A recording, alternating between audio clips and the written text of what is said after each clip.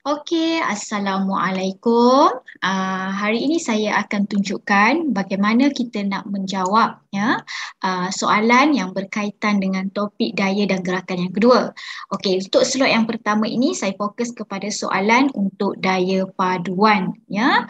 Okey, kita pun dah tahulah dan kita pun dah pelajari apa itu daya paduan ya. Okey, mari kita tengok soalannya.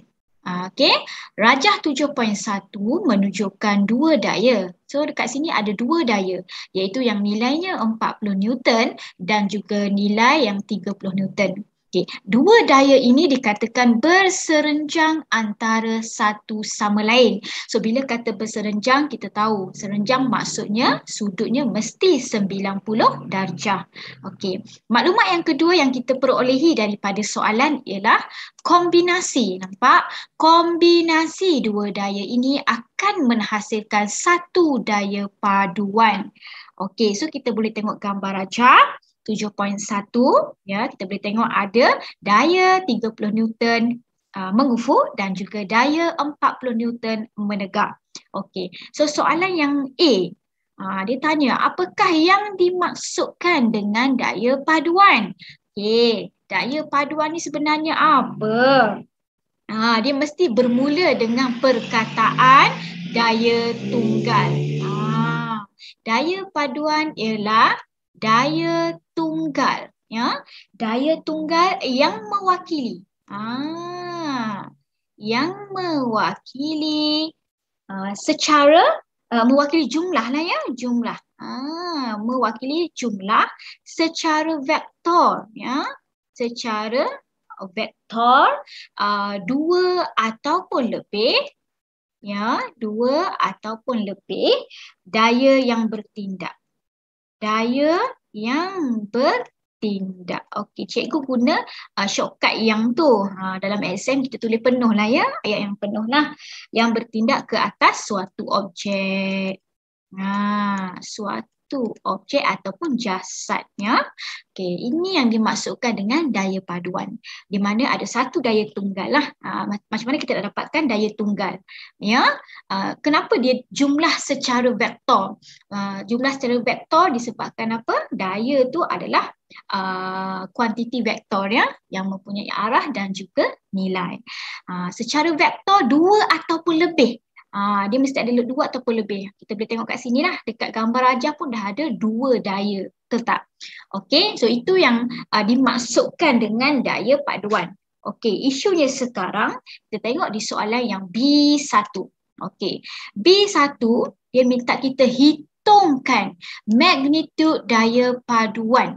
Bagaimana kita nak hitung magnitude daya paduan FR berdasarkan gambar rajah kita ni? Okey, so sebelum ni kita dah belajar kan? Kita dah belajar dan kita dah kenal ada dua kaedah, betul tak? Dua kaedah bagaimana kita nak mencari nilai daya paduan apabila ada dua ataupun lebih daya yang berserenjang, betul tak? Okey, kaedah yang pertama yang kita belajar ialah kaedah segitiga ya, kaedah segitiga. Alright. Kaedah yang kedua yang kita belajar ialah kaedah segi empat. Segi empat. Okey, apa itu segitiga? Apa itu segi empat? Okey, kaedah segitiga ni ingat tak? Kita punya kata kunci dia lah, keyword dia. Segitiga dia mesti antara kepala dengan ekor. Kepala dengan ekor. Apa kepala? Apa ekor? Okay, disebabkan oleh daya itu kuantiti vektor. So kita tahulah ada nilai dan juga ada arah. So anak panah itu menunjukkan arah, betul tak? Okay, so bila anak panah, kita tahu yang kat depan ni, ya, depan anak panah ini kita panggil dia sebagai kepala. Nampak? Kepala. Yang kat belakang ni kita panggil dia sebagai ekor. So kadang-kadang cikgu ni dia akan tulislah K, yang ini I. Nampak tak? Okay. Kalau kaedah segitiga, dia kepala tambah dengan ekor. Contohnya macam mana? Okay. Alright, so cikgu buatlah. Okay. Dia mesti ini kepala. Ya, di sini depan ni kepala. So kepala mesti bertemu dengan ekor. Okey. Nampak tak? Dia bertemu dengan ekor. So ini kaedah segitiga. So bila kaedah segitiga, kita dah tahu dia punya daya paduannya di mana? Daya paduannya of course lah di sini. Nampak? Di sinilah daya paduan FR kita. Tengok 90 degree. Betul ya? Alright. So yang kaedah yang nombor 2 adalah kaedah segi empat. Okey, kaedah segi empat pula, kalaulah segitiga itu kepala bertemu dengan ekor, jadi kaedah segi empat pula dia mesti ekor bertemu dengan ekor. Ya, ekor bertemu dengan ekor ataupun E plus E. So macam mana? Macam gambar rajah 7.1 ini. Okey, so 7.1 ni cikgu tahu. Ini ialah kaedah segi empat. Betul tak? Sebab apa kita bertemu ni? Kita boleh nampak dia bertemu ekor dengan ekor dekat sini. Untuk 40 Newton, ini ekor dia kat bawah ni kan. Sini ekor dia. Untuk 30 Newton, ini ekor dia. So dia bertemu. So kita tahulah yang ini kita akan gunakan kaedah segi empat. Okey.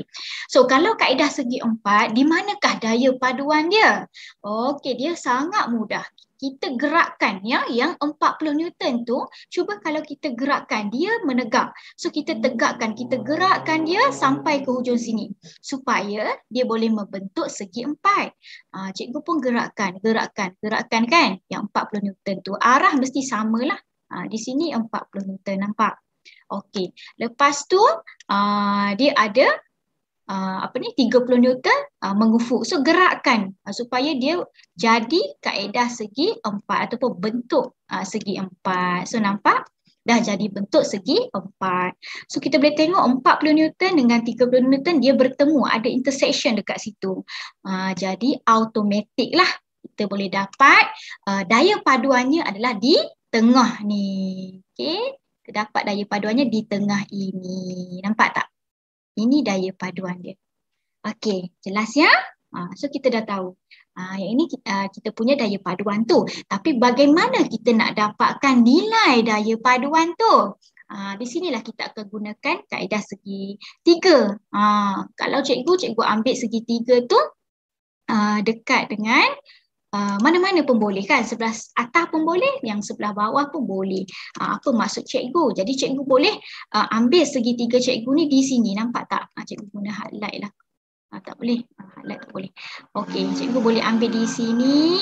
Okey, bentukkan segitiga, nampak? Di sini, nampak? Ni seperti 90 sebab dia serenjang kan? So cikgu boleh keluarkan. Kita pun keluarkan ke dalam bentuk gambar rajah. Ya, kita keluarkan ke dalam bentuk gambar rajah. Okay. So dia akan jadi macam mana? Dia akan jadi beginilah. Kita keluarkan supaya kita boleh nampak benda tu.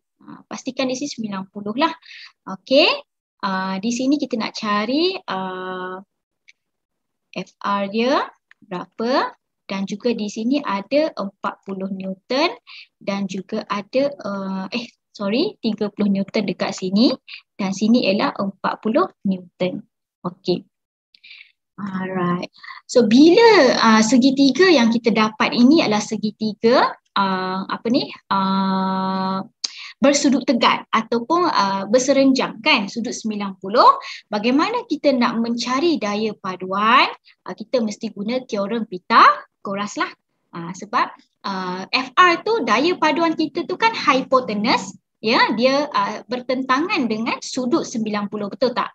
Yang paling panjang dalam segitiga bersudut tegak ni, FR tu adalah sisi yang paling panjang. So kita ingat balik, kalau teorem Pythagoras tu macam mana? Teorem Pythagoras yang formulanya, kalau matematik kita guna huruf apa? C kan? Di sini C, ini salah satulah cikgu letak A ataupun B, betul tak? So formula dia apa kalau teorem Pythagoras? C kuasa 2, A kuasa 2 tambah dengan B kuasa 2. So C cikgu tu ialah FR. So dia adalah FR kuasakan 2 sama dengan A tu mana-manalah sisi yang mana-mana, iaitu nilai daya kita tadi. Jadinya, so bagaimana kita nak selesaikan, kita nak dapatkan dia. Okey, so kita boleh dapatkan FR, bila kuasa 2 di sini pergi sebelah sana, dia akan jadi punca kuasa. Jadikan punca kuasa. A tu ambillah mana-mana pun boleh. 30 kuasa 2 Newton tambahkan dengan 40 kuasa 2 Newton. So tekan kalkulator, so kita akan dapat 50. 50 apa? Mestilah Newton ya. Oh tak cantik pula N tu. Okey, 50 Newton. Nampak? Sebab daya mesti Newton ya. Pastikan kita letak unit ya. Kalau kita tak letak unit, kita boleh dapat markah pada jalan kira sahaja. Unit tak ada, so jawapan akhir tak diterima lah. Mesti ada unit. So kita dah settle jawab B1. Okay, alright. So bila masuk ke B2 ni, soalan dia minta kita cari arah, ya, arah daya paduan daripada satah mengufuk. Bila dia minta arah daya paduan, kita take note. Bila dia minta arah daya paduan, fokusnya mesti kepada theta. Ingat, mesti fokus kepada sudut. Sudut dia. Sudut yang mana? Sudut yang cikgu dah buat pada lukisan yang cikgu dah transfer tadi, nampak tak? So cikgu nak dapatkan nilai di sini. Nampak tak tetanya kat sini? Okey, kalau tengok gambar rajah asal dia di sini tetanya. Dengan satah yang mengufuk, iaitu satah yang 30 Newton dekat sini. Okay, so cikgu buatlah satu lagi gambar rajah, senang untuk kita nampak kan? Okay, alright. Okay, renyok. Bahasa Terengganu keluar. Okay, renyok. Ni theta dia. So di sini adalah 30 Newton kan? Di sini ialah 40 Newton dan juga di sini ialah 50 Newton. So bila melibatkan segitiga bersudut tegak, kita boleh gunakan sama ada apa? Kita nak guna tangent ke? Kita nak guna cos ke, ataupun kita nak guna sin. So kalau tangent, toa, betul tak? Cos, cah. Sin, soh. Ini yang kita belajar kan? So mana-mana nak guna pun boleh. Opposite adjacent, adjacent dengan hypotenuse, ataupun opposite dengan hypotenuse. Mana-mana pun boleh guna, sebab apa? Setiap sisi segitiga tu kita dah ada nilai. Okey, kalau cikgu nak guna sin lah. Okey, atas kita nak guna yang mana? Okey, so dia nak theta kan? So dia akan jadi sin. Theta sama dengan apa? Okey, tengok kat theta. Sin adalah opposite dengan hypotenuse. So tengok opposite pada theta ialah 40.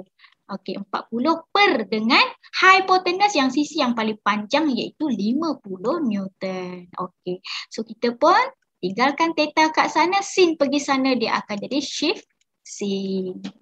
So 40 per 50. Tekanlah kalkulator. So kita akan dapat nilai tetanya adalah 53 perpuluhan. Tekan shift sin, 4 bahagi 5 pun boleh.